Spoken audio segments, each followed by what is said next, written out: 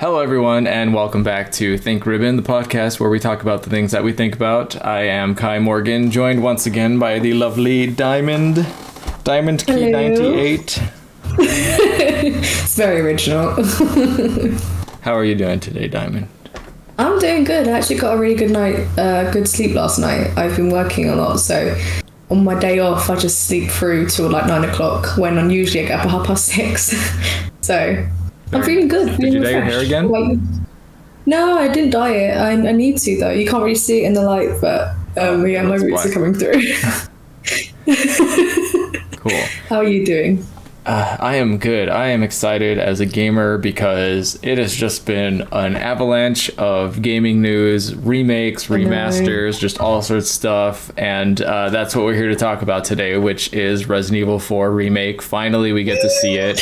I felt bad because I wasn't going to do a video on it because I was like, we all knew it was coming, but everybody was freaking out. And they were like, I mean, my DMs were blowing up. I was like, okay, so I made my video, and that was before the gameplay teaser was revealed, and I'm so excited because they're using the Resident Evil 2 remake style where it's like over the shoulder, and I was like, yes, Oh, I'm so excited because you probably know more than me. I don't watch loads and loads of stuff about it because I like to hide things and not be like spoiled that much. Me too, yeah. So you probably know a lot more than I do. Like the over the shoulder camera angle. Like what? I was like, that's surely for the trailer, right? They're just teasing us. But if that's a gameplay style and they do it. Yeah. No, my god, my dreams come true. It's using the same style as the Resident Evil 2 remake and Resident Evil 3 remake. Probably like adjusted for, whatever. Yeah. But they just showed a little bit of the over the shoulder and then him opening a door, and I was like, yes, because that's exactly what I said that I was hoping that they would do. Yeah. I used to be like you where I purposely avoided all spoilers and trailers, but now because of what I do, I kind of have to and it sucks because I like to I'm too good at figuring things out. Like I'll see a character appear and I already know what's going to happen in the story, but now I have to just turn that part of my brain off and be like, no. But no, I am so excited because it actually because you know how remakes and remasters, it's like, are they going to drop the ball? Are they going to do it right? But I mean, Leon looks great. The environments look fantastic. Really, you can see that they... Because, I mean, we were all like, what are they going to do? Because Resident Evil 4 was already a masterpiece. And here's the interesting thing about Resident Evil 4 that I think a lot of people don't know is Capcom had no faith that it was going to be successful. And they specifically wrote the story to be throwaway so that if 4 failed, it doesn't affect the rest of the canon. That's why it's all new characters. Ada's just kind of there, but not really. And if you took Resident Evil 4 story out of the lore, it wouldn't make a difference. So that is making me interested to see what are they going to do now that is new. Now that they know, okay, Resident Evil 4 is a thing, they're going to actually give the story the love and respect it deserves. So I'm curious to see what they're going to add.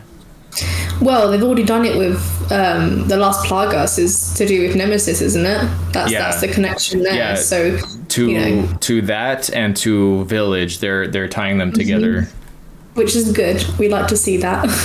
I don't mind the new content, but it's like, oh, it's juicy when it goes back to the originals.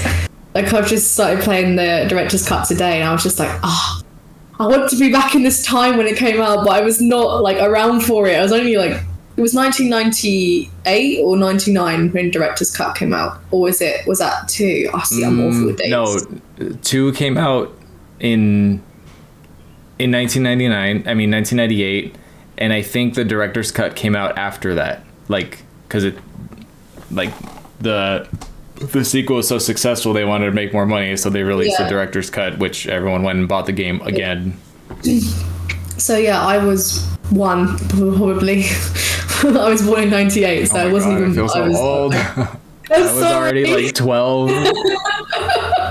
I'm sorry. I always think we're the same age, and then you say stuff like that, and then all of a sudden I'm like, yeah. Do you want your binky? Or no, what do you call them? Dummies. Pacifier. Dummy? Dummies. Yeah. You want your dummy? That's a kink somewhere, isn't it? Wait, so is yeah. the word dummy an insult? Like you dummy? Because that's something here. Like if you call someone a dummy, it's calling them dumb. Yeah, we don't really call people dummies. We just say you're dumb. Okay. So it's like, I think that's that. Yeah, that breaks it apart a little bit. Okay. I thought you were saying gummy, and I was like, no, we're not gummy bears, Kai. Okay. Oh anyway, I don't know. Yeah. All right, let's get back on the rails. Yes, RE4. Very excited. Daddy Leon. Oh, Yeah, perfection. no. He looks like so good, and I'm really excited because like I'm getting back into cosplay. I've got my looking at my sewing station set up right now, and I really want to do a really good Resident Evil 4 Leon cosplay of the remake. But like, I was literally watching like makeup tutorials because every video game character, even the guys, like just look so good. Even with Leon, now he's got like red under his eyes. And of course his hair is fabulous because he's Leon. Why, if Capcom released like as a marketing thing like Leon shampoo, it would fucking sell like crazy. Everybody would buy that stuff. Well, they should just do legit cosplay to buy. Like, yeah, it's expensive, but the people that want it will buy it. So yeah, and speaking of which, I don't know if you noticed on the trailer, it specifically says the brand name of the jacket, and they like, we had permission to use it. Here's a funny little piece of trivia. I don't know if this made it into my 50 facts about Leon, but I found out that if you go and watch The Mummy with Brendan Fraser, he's literally wearing the exact same jacket from Resident Evil 4, and that's where they got it from. Like, he's even got a little bit of Leon hair going on, so I think that was used as like the inspiration for his outfit, but there you go. I can see that now that you said that, 100%.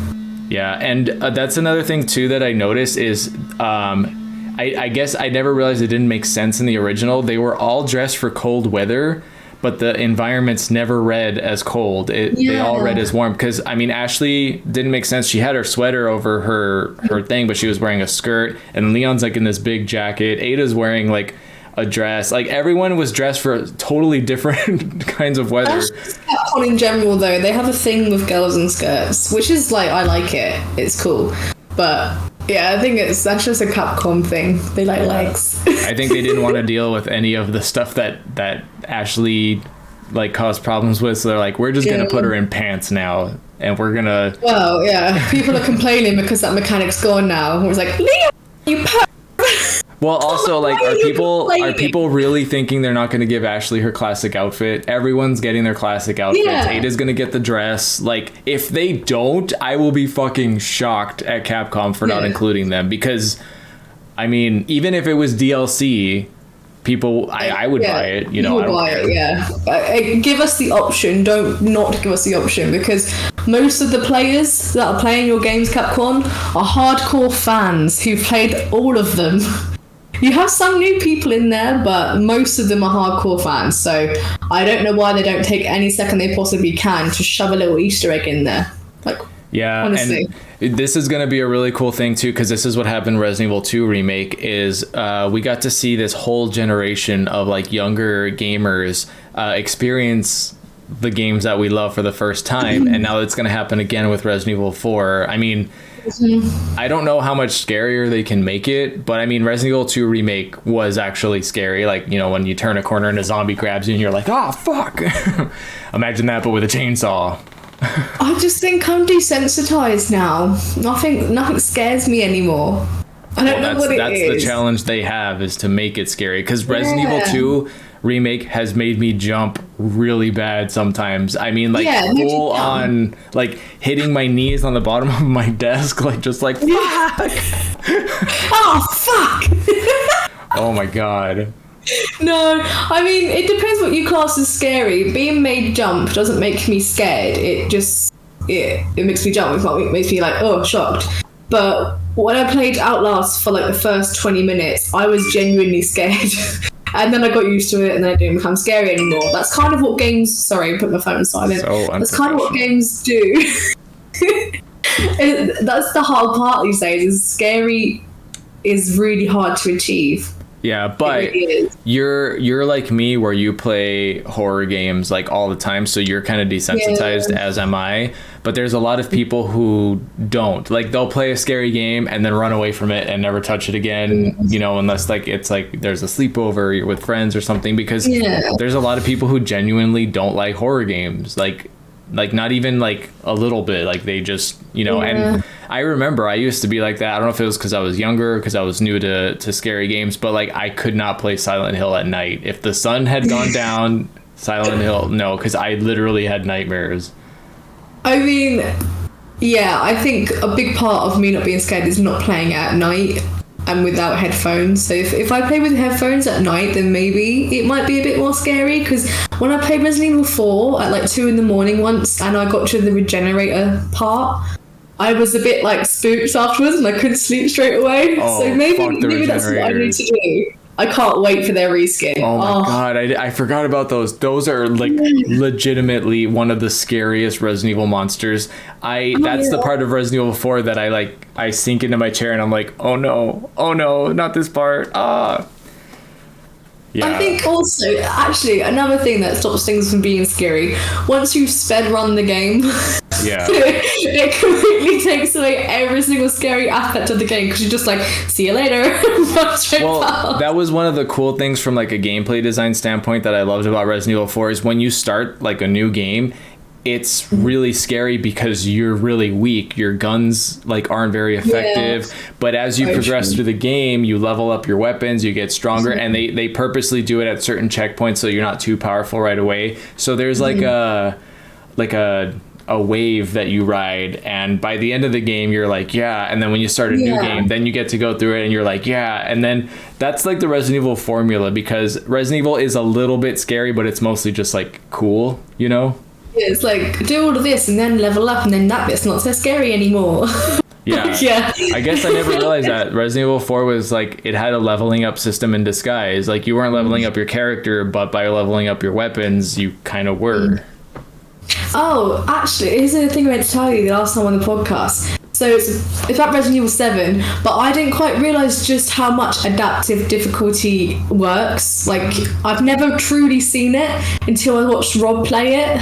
It was quite odd, because he was taking hits and he was going like straight to danger caution, like, you know, the like slightly more worse caution, and I was like, what's going on with this? And then I looked at his inventory and he had shit tons of stuff. I was like, that's why. And I've never noticed, because like I remember it being not super easy, pretty easy on standard in Village of Shadows, right? It was pretty, you know, the damage taken but bullets given was good ratio. But after I watched him play, I was like, oh my god, you're on like hardcore playing this game. I was like, take a few hits, it will go back down. That's what four's like. I think adaptive difficulty started in 4. I think they were kind of trying it out to see how it would work. And from what I know, they haven't really publicly released, like, no one's been able to kind of figure out how it works, but generally it's believed that it knows how much ammo you have and how many hits you've taken, and also how many health items you have, stuff like that, and what weapons you're equipped with. So there's like a lot of variables. So like when you watch people speed run, it's really interesting because they'll purposely not pick up ammo, or they'll you know, they count how many rounds they have, and they'll take damage at certain points on purpose. Like, if people figured it out, it's really weird, but it makes it really fun, because Resident Evil 2 Remake also has that as well. I love adaptive difficulty. I think it's the best difficulty level to have in games. Like, obviously you have your bog standard start of like easy standard, that sometimes depends on what you start off with depending on certain games, but for me that's the best way for me to play, because it keeps me on my toes. I won't just soar through the standard go. Do you know what I mean? Doesn't feel too easy straight away. No, it really is like I'm surprised that, well, I don't know if other games have copied it, but I wouldn't be surprised if they did, because it's genius. Although from a programming standpoint, probably a nightmare, because it's just managing so many things. So when I used a cheat device, usually I have to do that when I'm capturing footage. I use it on Resident Evil 2 Remake, and there's like a number, and it's like there's like a range. Like, if the number is from 0 to this, it's like the hardest. If it's from here to here, it's like a little easier. And it basically condenses it from a 1 to 10 scale. So like there's that, and like you could just set it to be like at the lowest, so you could play on extreme difficulty but have it on the lowest setting so that it's like easier, stuff like that.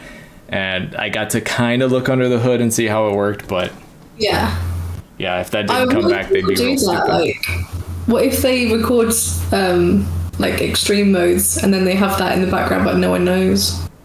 They could be lying. Nah, with the way that the internet is now, like, it's hard to keep anything secret because people will literally dig through the code and the files and be like, aha. But it's probably going to be like, well, if they're using the same engine as like Resident Evil 2 Remake, then it probably won't take very long because people have already taken that engine apart and know how it works.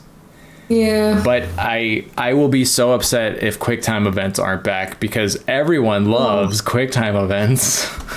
I love them. I love and hate them because if they're one of those things that's stupid, like if you miss it you die, then I'm just like, are you joking me? But if you miss it and you take damage, or you don't get it, like say if you did it quickly, you could do a perfect dodge. Do you know what I mean? Yeah. Like you get a reward for doing it perfectly, but you don't get nothing if you do it wrong. That'll be interesting if they put in that system from Resident Evil 3 Remake where like if you do the perfect dodge you can like yeah, because Resident Evil 4 is definitely more action focused than Resident Evil 3, and Resident Evil 3 was already like a different flavor, so like I think they're gonna fix problems. For dodging, you don't even need to have a dodge, just like an arm up kind of mechanic, because if it's realistic, if someone comes at you, you're going to put your arms up and push them away, aren't you? That's what you're going to do. So why not just add that kind of mechanic in, and that can be perfectly timed. But I can see it not doing that and then having the kick and the like flip back with the head where it stumps on the floor. I can see that being in there. I pray to God that it is, because that's going to be brilliant. But what I want to know is, what do you think the ammunition's going to be like? Are we going to be able to create it? Are we going to combine? Or is it going to be OG and you just pick it up and that's it? I think they're gonna probably do what Village did, where I don't know about creating ammo, but I know that they're probably definitely going to do the Tetris inventory slot stuff. Yeah, I hope that would be cool. Wait, in Village, could you make ammo? I don't think you could. Yeah, you do. You picked up scrap and gunpowder. Yes. Scrap metal. Yeah. Which that's a cool way of doing it, but I think because it's an original game, I would like to see the gunpowders and mix those. That's for me feels like OG Resident Evil. I haven't played it in a while. I can't remember if it was Resident Evil 2 Remake or 3 Remake or a different Resident Evil, but I liked the one where you could pick up, there was like the powders and then there was also the chem fluid. And then what was cool about that, was it 7? Yeah. What I really liked about that was you could choose to make ammo or health depending on what you needed. And like, I mean, well, 8 does that too, yeah. Yeah, like I think that was a really good system to bring in, and it's nice because you can hold on to those parts, and even if you can't find a health pickup, you can make health or make ammo or whatever. Oh, it's gonna be so much fun! I can't wait. Now that I think about it, 8's system is flawless because you can play the game completely different because you can make pipe bombs, you can make mines, you can make shotgun ammo, you can make rifle ammo, like. That really is the best way to have replayability, 100%. So if they have that system, I will not be upset. But I will also not be upset if they have the gunpowders and like the large gunpowder to make magnum ammo. And the merchant. That. The merchant's gonna be back. Oh my god! If they cut the merchant out, no, I think I might just be done with remakes. I think I just won't play anymore. Yeah, it would be a cardinal sin for them to not include him. Like. I hope they don't change him. Just leave him exactly the way he was. If you want to, maybe he'll have more of a story like the Duke. Like they'll elaborate on him. What if it's the Duke instead? What if they're going to do like a massive Uno reverse? No. I could see them doing something shitty like that though. And proper Uno reverse and being like, we're not going to give you the merchant. We're going to give you the merchant's friend, the Duke. He's like, oh, what are you buying? He's like, don't worry about my friend. I ate him. Can you just imagine? Oh god. Oh, the thing is though, but that probably like is a possibility because they never give you what you want. No. They give you sort of what you want. Listen, I trust Capcom. They are really good about listening to fans. I think they're going to be okay. I mean, Street Fighter 6 is the first time I've been interested in Street Fighter in like a really long time, because I've always hated the look of 4 and 5, like that weird bulgy cartoony look, and now they look really cool, and I'm like, okay, although I suck at Street Fighter, I really want to play Street Fighter, but I'm so bad at it because, like, you know, it's Capcom, it's like one of the best fighting games, but I just get my ass handed to me by like the AI on the easiest difficulty. Do you ever play Street Fighter? Is it like Dead or Alive? I wish. I think Dead or Alive is the best fighting game ever made, but it's not the most popular. Street Fighter is like Ryu and Ken and Chun-Li. No, I haven't played those. Oh my god, really Diamond. Into that. I'm sorry. Go to your room. No, it's okay. I'm not surprised, because you're not the kind of person who would do well with fighting games, because you get very ragey when you play games. You just be like, oh, you fucking cunt, like throw your controller and like destroy your PlayStation, and we'd all have to like be like, Diamond, don't jump, we love you. I'm a game blamer, okay? It's so funny because you're like Dr. Jekyll, Mr. Hyde, like when you're playing games, because you're so sweet and cool normally, but then sometimes when you're gaming, I'm just like, who is she? Like, who did I marry? I hate it, honestly. I've gotten better at it, but like, the thing is, if in certain games people don't allow you to be frustrated, it's like, I can be frustrated without feeling like a sore loser or being toxic. Like, especially in Dead by Daylight. I know it's not a game that you play, but it just being for frustrated. That reason. Because I'm just dying all the time. And I'm like, this is not fun. I just sit on a hook for fucking 10 minutes. There's been an update for June, and it makes the game so much better that I think even you might like happily play a game or two to see the difference. Well, we'll see. Maybe I can do that for Ink Ribbon, because I've got a series planned out. I think I told you, where I play games for like the first time. And I didn't really give Dead by Daylight a chance, and I need like my friends and maybe the community. Like, I'll just play publicly, but can we play together and record us? That'll be so funny. Oh my god. We can do that. Remind me though, because I forget. Okay. Speaking of multiplayer rage, Reverse was sort of like, they just like tickled the taint and walked away. They showed a little bit of it. It looks exactly the same. Like, it doesn't look like they did anything. And I'm just like, okay, something must have been done behind the scenes, because I played the beta and I'm gonna hate me. I haven't seen the latest like clip of it. No, they showed literally like 2 seconds of it.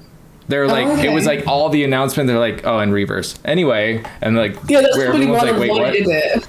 So Reverse is alive, but like, I mean, from like, if I was in a company and the game that it came free, so the free game that came with Resident Evil 3, and everyone had already bought it, there's no motivation to make it great because everyone's already bought RE3. So you could see them literally just changing a few things and then slapping it back out there and being like, that's it, it's done. Yeah, but the amount of time they've taken, if it's the same or if it's not drastically improved, I am very disappointed. I mean, to be honest, we still play the games. Do you know what I mean? Well, they've got us by the balls. They know we're gonna play the games. I know, but I'm also not really that excited about it. I was really excited when I first saw the trailer, and then like once I played it, my excitement was gone because it was not fun at all. And I was just like, what is even the point of this? Like, I mean, it'd be really cool to play like a fun multiplayer game, but it was just missing everything. And I was like, just do Outbreak. Just fucking do Outbreak. Like, it's what everyone wants. Everyone's been asking for it. Like, I mean, oh my god, if they ever do Outbreak, remaster, remake, whatever, I will fucking lose my shit, Diamond. You don't understand how badly I want that game. You'll lose your shit, but what if they change it and you don't like it anymore? As long as it's like retaining the original Outbreak formula, Like, they can change stuff, improve it, whatever. But like, just going to Raccoon City is like people and like, oh my god, zombies and you know, oh, I'm pregnant. Like, it's so much fun. We just want more of Raccoon City, honestly. Yeah, that's my biggest simulator. That's my biggest hot take on Resident Evil as a franchise is it was a mistake to nuke Raccoon City because there was so much more we could have done. That's what I mean. Like, why can't they make new games now, set back in Raccoon City and having completely new characters and different stories of them trying to survive? Yes. If I was working at Capcom, that's the Resident Evil game that I would make. I would make a game that's a prequel or taking place like somewhere in between 2 and 3 and whatever, and like you're playing as a new character or whatever, and you're in Raccoon City. That's what I would do. I mean, and you don't even have to make it a game, just some DLC. Make multiple DLCs. Of to be fair, what we're describing is Operation Raccoon City, but still. Yeah, but that was shit. I want to give that game another chance. We should play that too. Oh, wait. Because Operation Raccoon City, is that when you can decide to shoot Leon and Claire or not? Yes. And you play something. Oh, I played that. That's really good. I was thinking of the other one. It's just good. Complete 180. I played that with Rob. It was brilliant. I loved it. Okay, I have a video planned where I'm like, let's revisit Operation Raccoon City because I want to give it another chance. That's probably why I didn't enjoy it. So okay, I'll need you to play that with me. Okay, I'm down for it. I've still got it on this. All right. So Resident Evil 4 remake, and then we got Reverse, like I guess is still happening, and then we have the DLC for Village. Did you like Village? Yes. I'm saying it because I know people didn't like it because it wasn't Resident Evil to them, but I love it. I really do. Like, I mean, I wasn't obsessed with the storyline. It was enough. It didn't make me like excited, but I loved the gameplay, the aspect of it. I absolutely loved it. I love anything that's optional. I love rinsing a game. That's my favorite. It's doing absolutely everything you possibly can in one playthrough. That's what I love doing. Yep. Me and Rob call it the platinum run, the first platinum run. Get as many as you can, so that when you do a second playthrough, you try and play it the second time. I love, like, I'm such a trophy whore. You have no idea. Like, just the satisfaction of getting a platinum trophy is just like... Oh, I won't lie. I've bought a couple of like 99p games where it's just tap the mayor. Yeah, I did the same one. I've gotten like this close to buying a Hannah Montana game just to get the platinum in like 2 hours. I just want to play Hannah Montana because I loved Hannah Montana as a kid. I don't even care. I want a Hannah Montana game. Yeah. It's not even on the new Premium Plus thing they've got now. I know. What the hell is that all about? Amazing. Oh. Well, no, it's amazing because I've got Resident Evil Director's Cut, but I hope they're adding more games to it because there seems to be a bunch of games that I've never heard of. Whether it's to do with my age or not, I don't know. But yeah, there's like Worms is on there, which is cool. But how do I describe it? So everyone thinks about nostalgia, about old games that they love to play, right? Like Worms or Crash Bandicoot, whatever, right? But when you actually play it in this day and age, they're boring. Sometimes. It's like if you didn't play it as a kid, it doesn't have the same effect.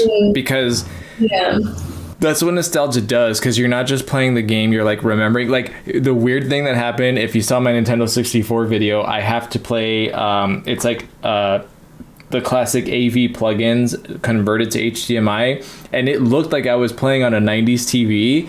And it did something to like my brain where I was like, this is really cool. And that's why I just left it in the video as is, because I was like, I know that it's not good quality, but this is what gaming looked like in the 90s. I remember when I first played Resident Evil 2, this is what it actually looked like. It's crazy.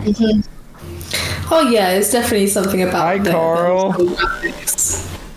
But I think a lot of companies... Oh. Hey, Carl. Hi, Carl. Do you want to say hi to everybody on the podcast? Hey, raise your paw.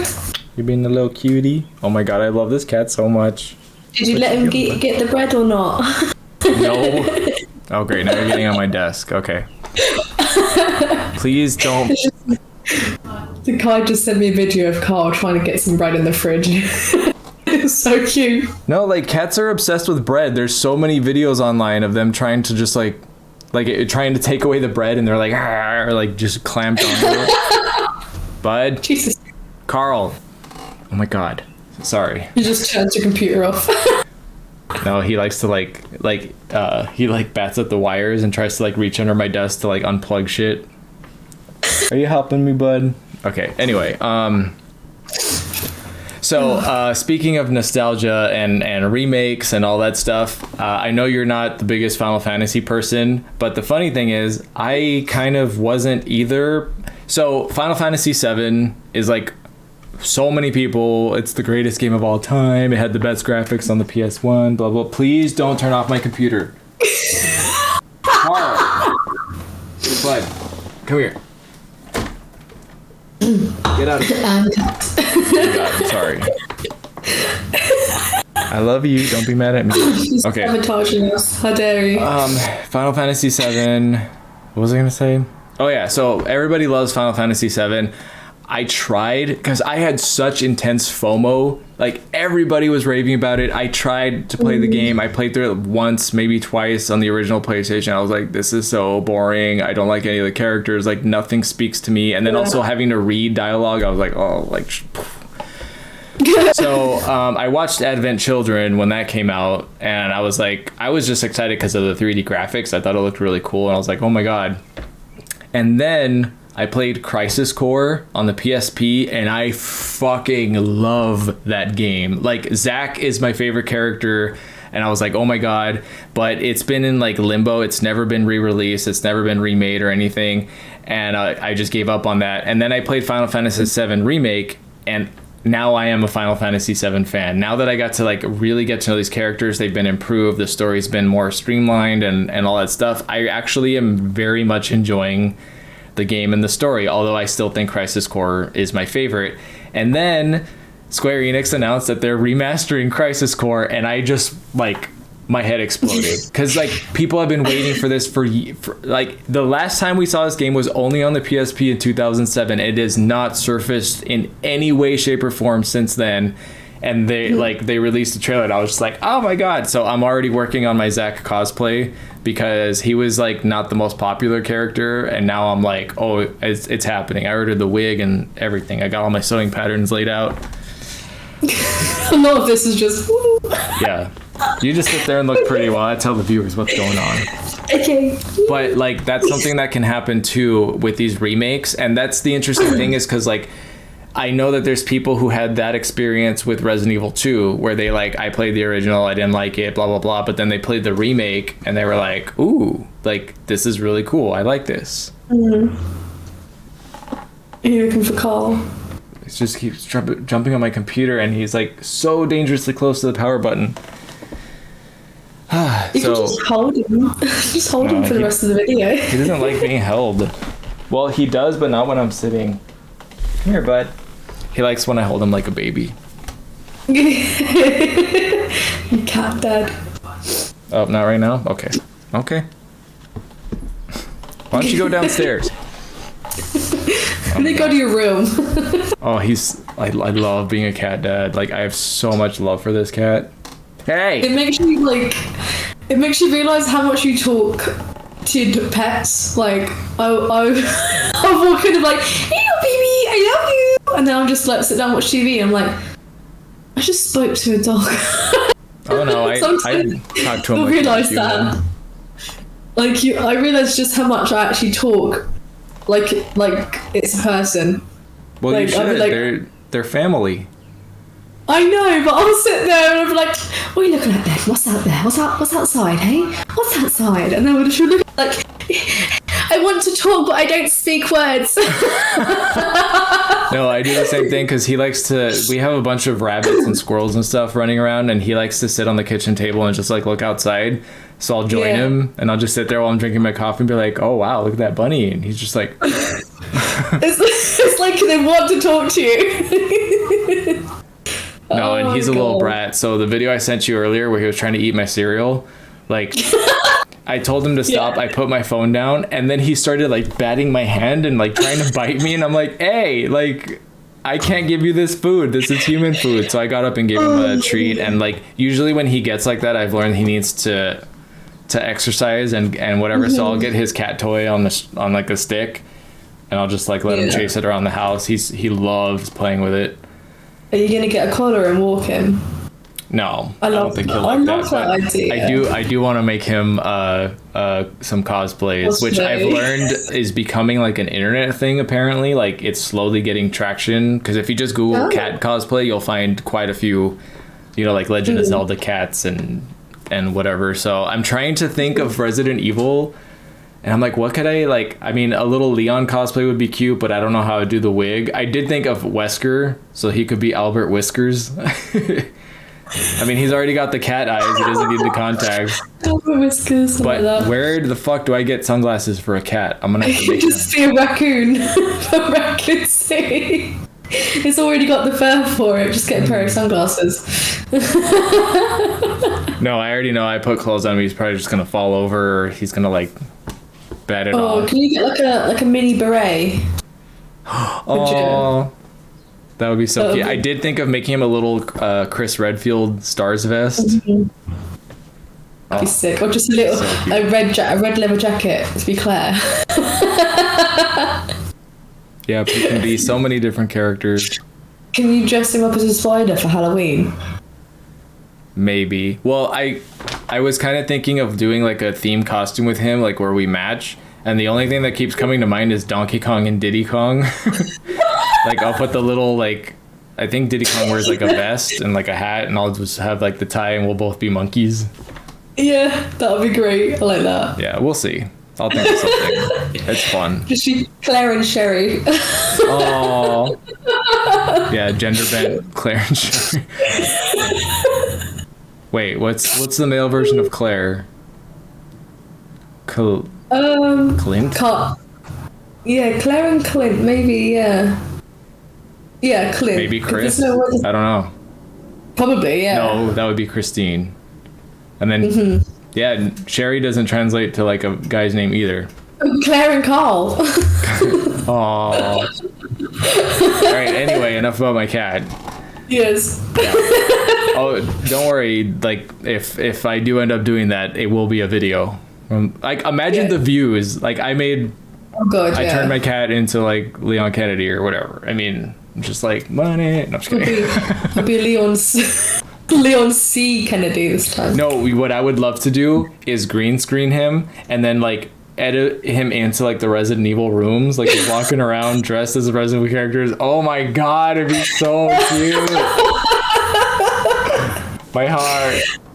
Oh, just batting at the zombies like. Yeah.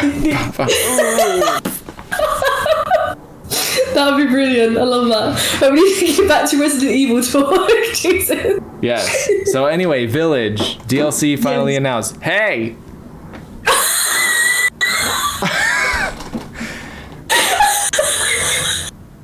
Carl's just like, no, I want the attention. He's exploring my sewing area and just knocking shit over. Yeah, just knock it right off the table. That's fine. Like, you know when parents are on the phone and they're talking to you and they go, put that down! Yeah, and they're like you wait. I'm gonna beat your ass when we get to the car.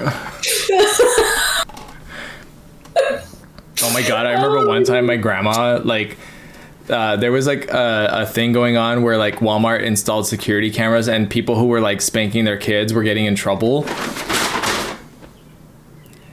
So, what did he do? He just knocked a whole bunch of stuff over. It's just fabric, it's fine. But okay. I remember like I was being a real brat, and she smiled and she's like, I know the cameras are watching me right now, but when we get to the house, you're in so much fucking trouble. Mm-hmm. It's so much fucking trouble. Yeah, it's just that, like, I do. And like the whole ride home, we're just like, Mum. She's gonna take her. We call it a chancla in Spanish, but my parents were never like, they didn't care. If I was in public, they'd shout at me. That they didn't care. Oh, my parents do. Yeah, which, I mean, to be fair, I never really got shouted at in public. I mean, not really anyway.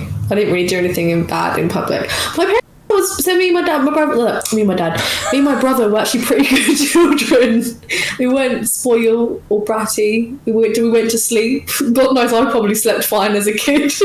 Yeah, I could see that. You actually seem to get along with your brother, which is so weird. Well, I guess I get along with my brother, but not with my sister. Speaking of my brother, he's got a girlfriend from Canada, and she's travelled down to see him today. And it's really cute. They're both like goth couples.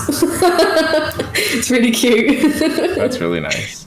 But yeah, everything's changing right now. I've got a new job. Everything. Just my life is flipped upside down. How will I cope? Right now you're so like, my dog stepped on a bee. Everything's changing right now.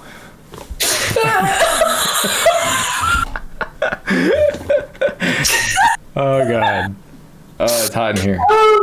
It's like that for me. It's like, you know, when you make food and you're so hungry and then you drop it and you're just like, oh, I haven't had that happen yet, but I have a legitimate, every time I'm bringing the food over after cooking it, I'm like, one of these plates is going to break, I'm going to slip, something's going to happen. And one day it is going to happen. We've already got a plan established. I already told my partner, I'm like, if I drop the food or that happens, just don't say anything to me. I'm just going to clean it up and you order a pizza, and don't say anything. Because I'm going to be devastated. You have to reevaluate a lot of things in that moment. Like, there's a video of someone who walked down the stairs with pot stickers and dropped them, and then he just looked at the floor and then walked out the house like he couldn't even understand what had just happened. He just moved. He's like, goodbye, old life. Oh my god, can you imagine? I've done it before with takeaway. Takeaway's the worst because you pay for that. Like, I know you pay for the food, but you make the food. You can make more food. Yeah, but like, you may pay for the takeaway, but imagine spending like an hour cooking a dinner and then dropping it. That sucks too. Trust me. Yeah, I guess so. But but you can always make more. That's the thing. With the takeaway, you have to reorder it and wait again. That would be my issue. Life is hard. Life is hard. Oh my god. My Starbucks.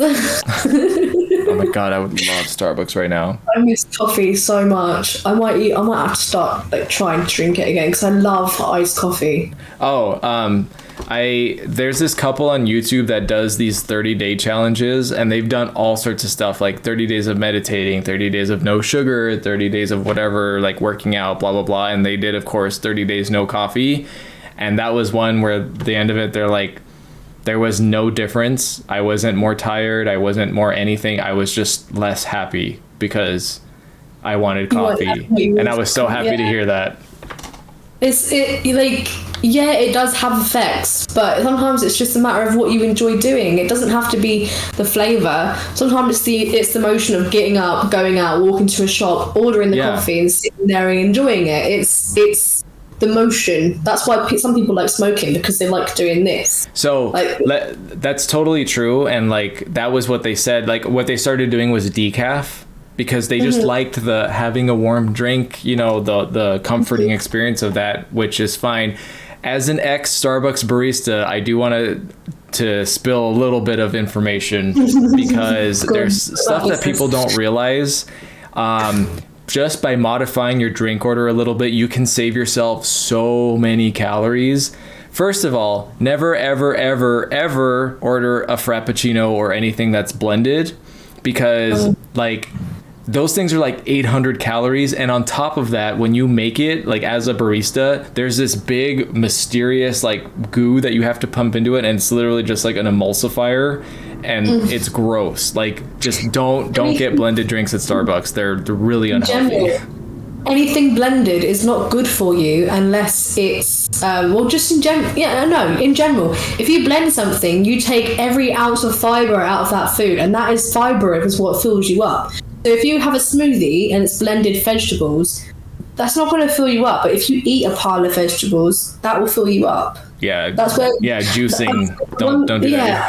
The one thing in the diet industry that I absolutely hate is people being like, smoothies are so healthy, and they're like, oh, banana, some strawberries, some pineapple, loads of honey, and then some sweetener. I'm like, that's like your daily intake of sugar in one glass. Do you not realise that that's where you're going wrong? Yeah, and but without any of the hurts fiber. My brain. It really hurts my brain how people think smoothies are healthy. They're not healthy. No, I They're know. just they're energy drinks. Here's the other thing that's really annoying too. Well, okay, they can be, like, if you literally have a blender and you just throw the fruit in and blend it, technically that's fine, but that's not how stuff is made that's not how stuff is made in like other places, because like when you get a bottle of juice from the supermarket and it says, oh, it has like 32 apples and 4 potatoes and whatever, it's like, imagine trying to eat that amount of fruit, and if you can't in one sitting, you probably shouldn't be drinking this, because there's a reason like why you can't eat like 12 apples at once, you know, because it's don't like, drink your calories, trust me. But going back to like coffee and Starbucks, as long as you don't get anything that's like fruity, like do no whipped cream, and I mean that's already cutting off like 200 calories right there. Like just little things like that. What's your go-to Starbucks order? Like what do you usually get?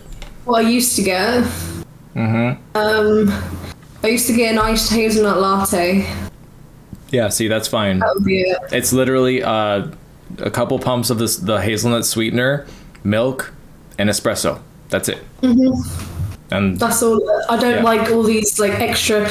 We don't do like half foam cold brew shit, fucking flazy dal. We don't do any of that stuff here. It's literally just what's on the menu. That's it. I don't know what cold foam is or whip. What are these orders that these people come up with? Yeah, I don't get it, and I don't see why it makes any difference. Like.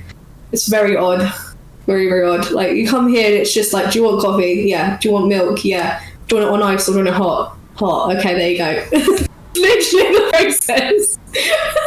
It's so simple. So, I want you to come to the UK so bad. Did you quit coffee or something? COVID ruined a few taste buds of mine. So I no longer like mint, milk chocolate or dark chocolate. Coffee doesn't taste very good to me. Every now and then just a certain smell that's in a lot of foods can kind of put me off, but I push for it.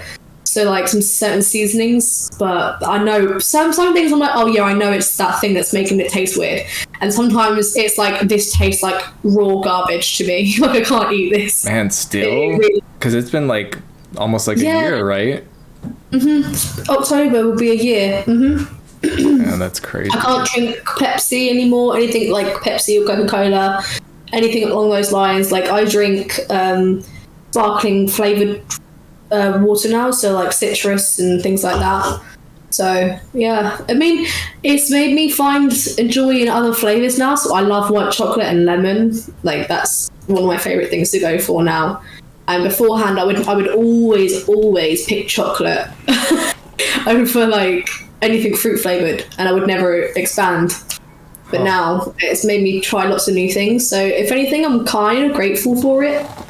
But it hasn't made me lose any weight, so it's dead to me now. What's going on? Can you just hold on a second? Something's going on. Oh, okay. That's all right. What's going on? I thought Carl was like stuck or something, but he's just rolling around on the floor. Thought it was an emergency, but it's nothing. He's dead. Anyway, yeah, I like getting iced tea. Iced tea I love, because I drink hot tea as well now. So I went from coffee to tea drinking like that, like easily, because I stopped drinking coffee and I was just like, oh, I miss having something in the morning. Sometimes it's just that the warmth of something in the morning is really nice. And it's very rare that someone, especially in the UK, doesn't like at least tea or coffee. And I think a lot of people actually prefer coffee in the UK now. Yeah, I think I read that it like took over tea. Yeah, definitely. We never like take over our biscuits. The biscuits are elite. But cookies for you Americans watching. Yeah, I don't. Oh, I have a chocolate chip biscuit. The thing is, we have cookies here as well, but the cookies are large. A cookie will be like that big. Mother, I will beat you to death with this cookie.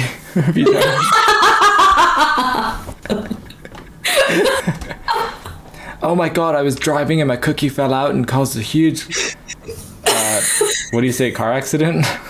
Crash. Oh, okay. A crash. A lorry exploded and landed on a nunnery. It was like Final Destination. But sexier and more British. And there was chocolate everywhere. All right. Anyway, have we actually?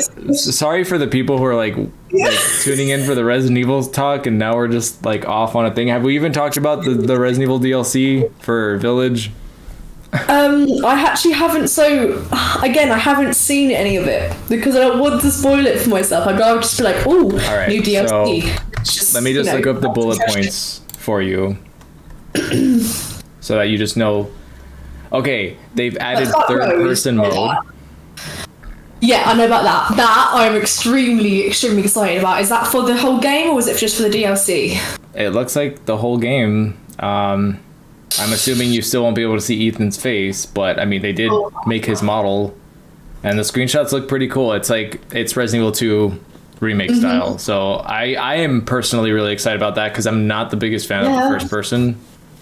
I just think it just feels like you aren't seeing everything. If that makes sense. You're like, this is the picture, and you're already seeing that much. That's kind of what first person feels like to me. Well, like, here's the funny thing is I wish Resident Evil 2 Remake had a first person mode so I could go around looking at everything. But when you only have first person, then I'm like, well, I want to see my character's ass too. Like yeah, exactly. Like, I'm sure everyone got up and close and personal with Dimitrescu's ass, but you know, you want to see Ethan's, okay. This is my house now. They're like, if I die, I die. Okay, and then the Mercenaries has an expansion where you can play as Chris, Heisenberg, and Lady Dimitrescu. So that's going to be interesting because you get to play from their perspective. Like, they showed from her perspective, and she's like, you know, super tall and like swatting down people. That's cool. I'm not a Mercenary fan, so Mercenaries don't bother me whatsoever. But playing as Dimitrescu and Heisenberg sounds cool. I think it's always fun playing something from the other's perspective. Like with Evil Within, you play as Boxhead, and you just go around, and it's just like a fun arcade game. You go around and just kill people. It's fun. Yeah, and it's like do a killer. what I'm secretly hoping also is that it makes it easier to unlock the lightsaber because I gave up trying to like do that. I got the platinum barely, and I was like, I'm done. Oh yeah, I still haven't got the platinum because I don't want to sit there and learn Mercenaries. I don't even have the time for it now. I have 3 days off. I spent my first day off like just sleeping, catching up on sleep, and trying not to look at a screen all day because I spend all my day at work looking at screens. Yeah. And then the weekend, I would go out with my family and do something, or I want to read a book, and I'm just like, I have no time to game. I gamed for like 2 hours this morning, and I'm just like, I want to carry on. me and a friend were talking about that recently. We want to play games again. You know what I mean? And then you have like a week off for whatever reason, and then all you do is play games, and you're like, I'm bored now. This that's the thing with gamers. You have a person who puts in an hour a day, a person who plays all day every day, and then people like us where it's like you want to play, and then when you do play, you get bored after too long. It depends what it is. Like, online games tend to do it most of the time, so you get bored quite quickly. But, like, if I play a brand new game, I will play that shit all day. It's normally games that I've played before. Well, just in general, as a new game, it's all fresh to me. It's keeping my interest. Except for that. I tried New Horizon Dawn. What's that called? The mechanical dinosaur game. Yeah, with Aloy. Yeah, I want to play that. I tried that.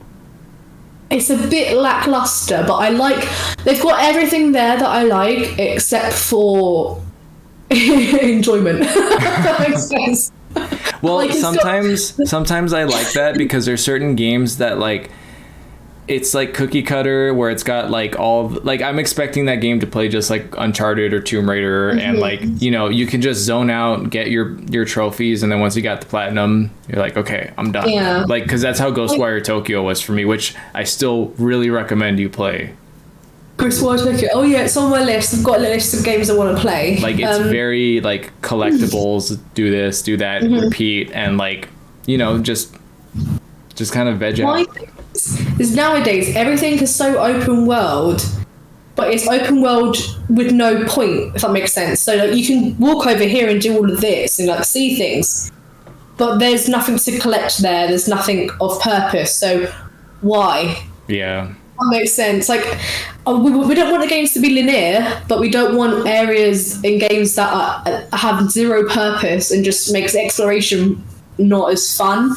Exploration's fun only when you have things to collect, in my opinion. Anyway, I suppose I might be a minority in that aspect. I don't know, but that makes me wonder about like if like we were talking about Raccoon City, if they did an open world Raccoon City game. I don't know how I feel about that, because it's easy to be like, oh, that sounds so cool, but then it's like, would it be cool or would it just be I mean, maybe for hardcore Resi fans, like getting able like to actually explore Raccoon City with no limitations would be amazing, but at the same time, like you said, it's like, what's the point? Well, it's like Resident Evil has taught us to look in every single nook and cranny of every game that you play ever again. That's kind of what I'm used to doing. So that's why I'm quite good at getting a lot of trophies first time around. But with some games who don't have that, when I'm looking at everything, there's nothing to see sometimes. I'm just like... Yeah.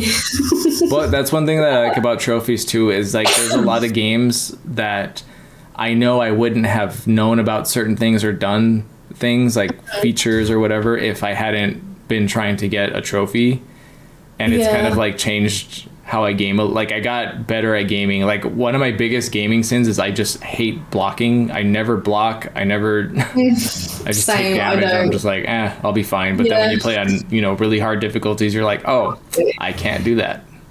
Yeah, I'm a tank player. I just try and take damage and then move on. I think, although I've learned to get better, I think, more recently. Oh my god, what if there was a Resident Evil MMO? I'm not into like MMOs.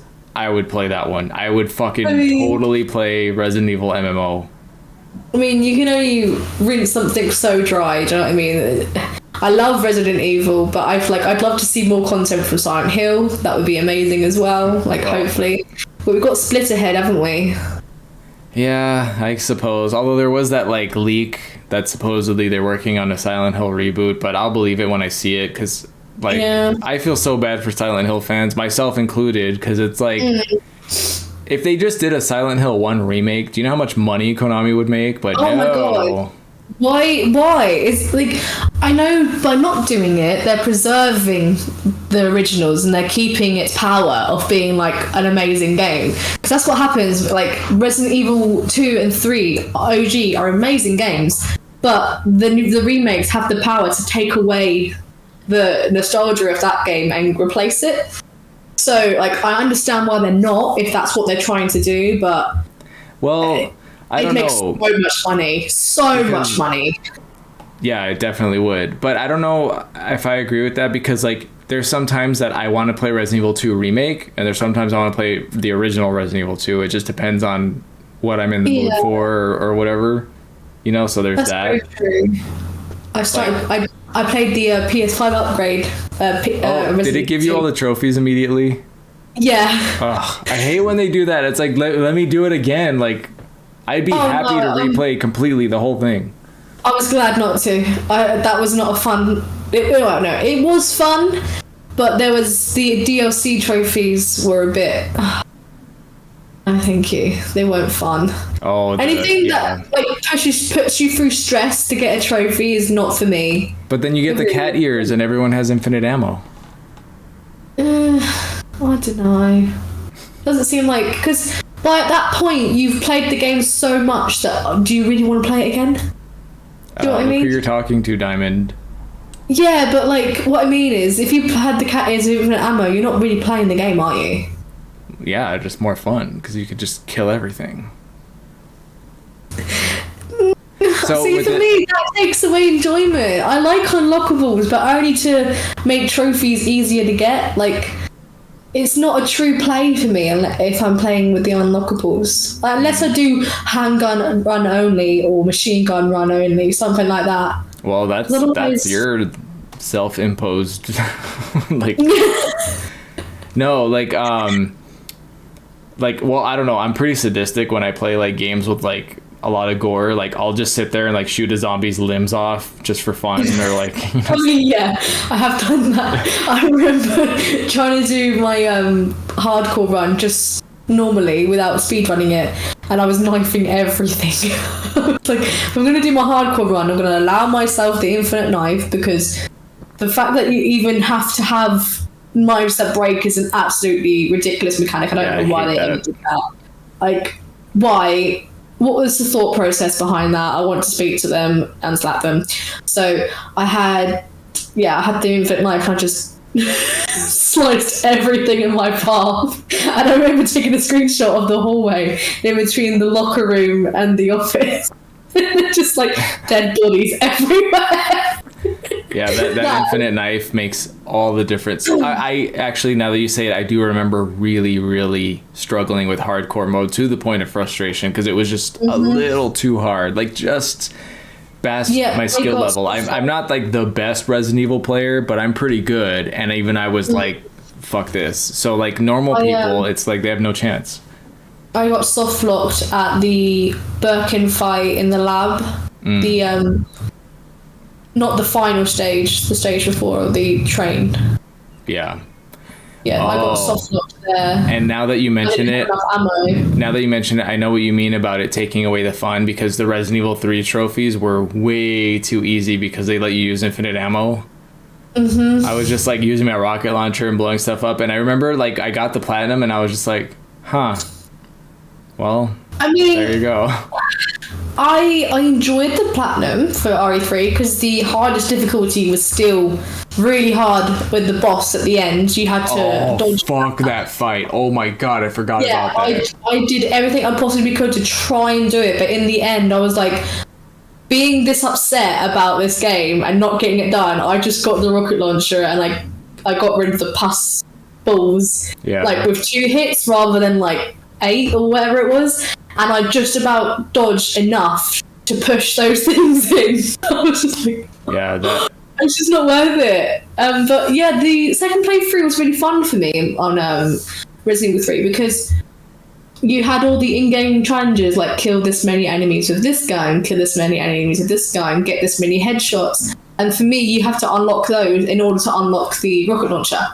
Yeah. So for me, it was more fun, but I don't know how well you did the first time, so I didn't get loads of points the first time because I took my time. My first playthrough took me 6 hours, which is crap considering, because like most game playthroughs are at least like 10 hours. Well, your first playthrough, you're still like, you're looking at everything, you're watching all the cutscenes, so like don't be too hard on yourself. 6 hours is that's what I'm saying. 6 hours should, like, a thorough playthrough at 6 hours is not long.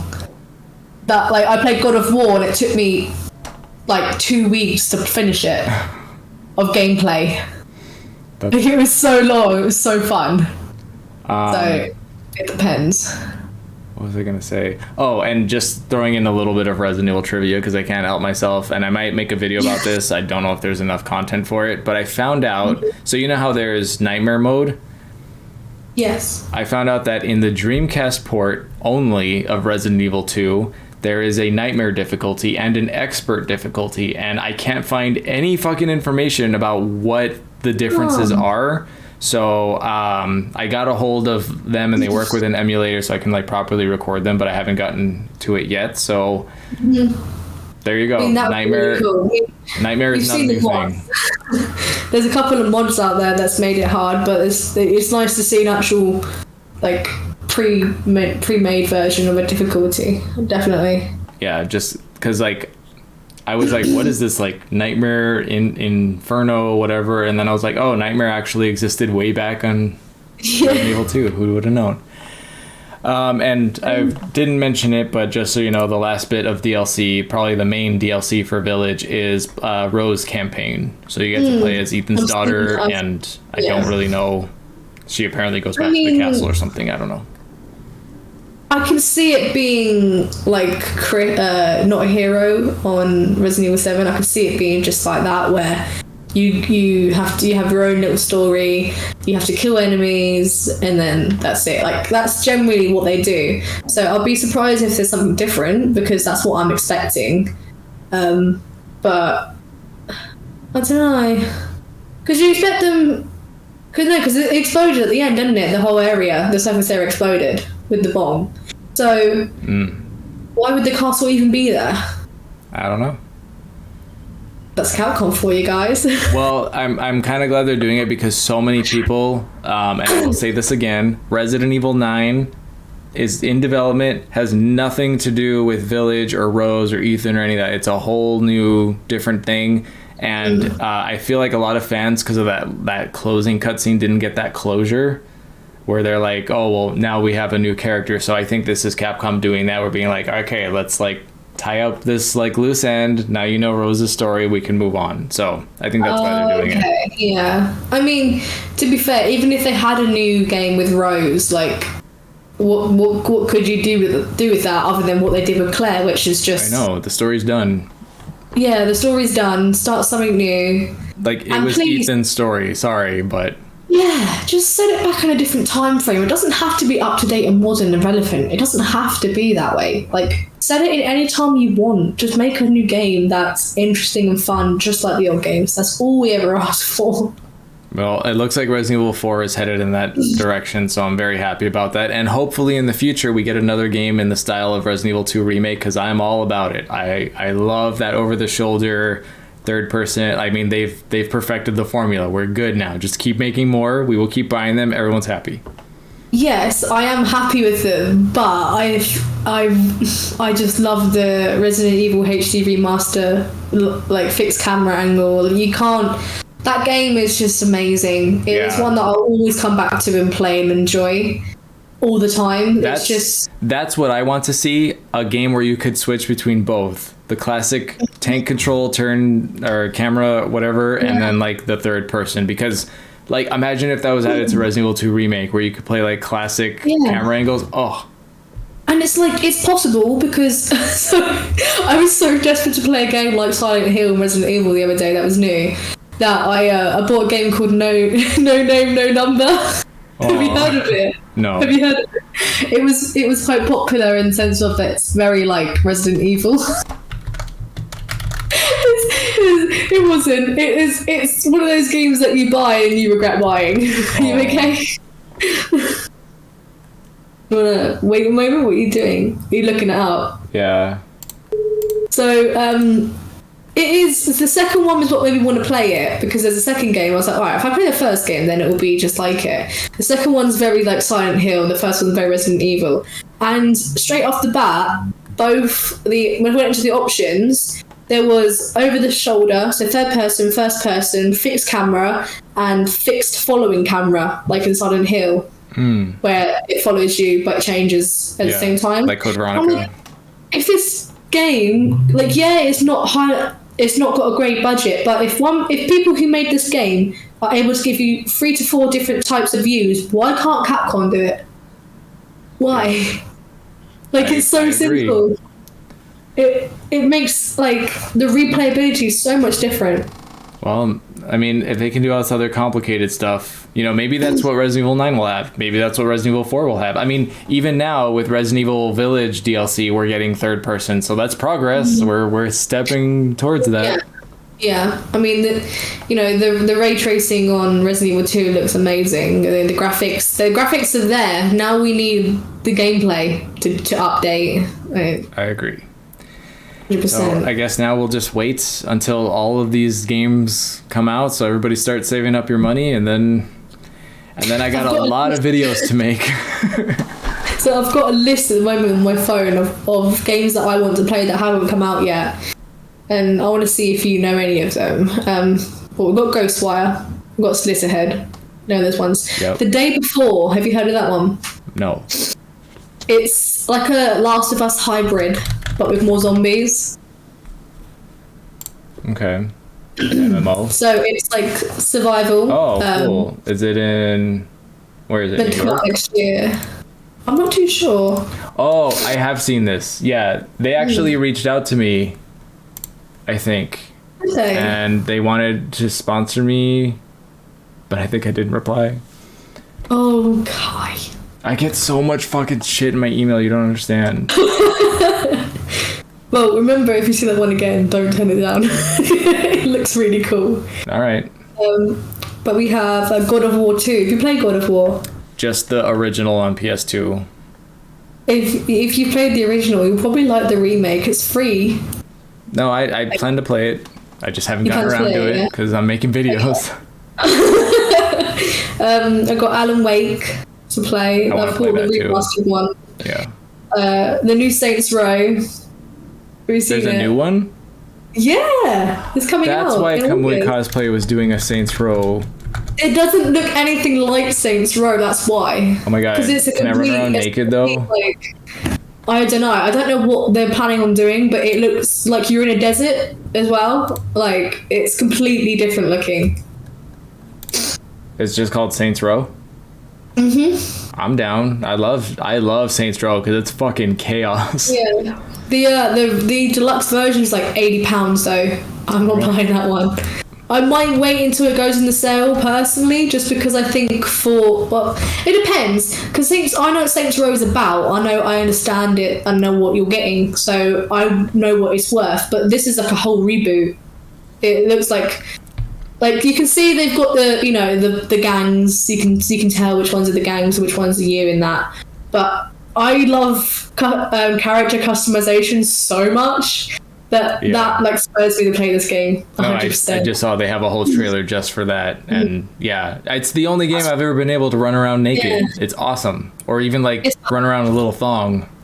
Yeah, it's partly why I played Cyberpunk, because I loved the customization. Well, the other thing about Saints Row, I played the old Saints Row games on GameCube, and they're nothing like what they are now. It's a completely different franchise. So they found their niche. Saints Row's got a place in my heart. I mean, I did play the remaster, and I got a bit bored, I won't lie, because I think at that time there were just better options. But I know I'll come back to it when I'm there's nothing I want to play. I just want to switch off and just do stuff. Right. And go around and kill people and yeah.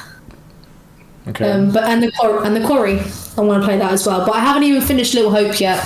So, which has had good reviews, because you've got Little Hope. There's another one in between, and then there's the Quarry. I can't remember what it's called now.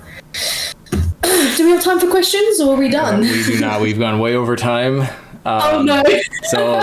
But this was fun. I know that a lot of people really want us to. Whoops, my phone's ringing. I'll call them back. I've morphed into an old man. I had bran cereal this morning. I have a podiatrist appointment tomorrow.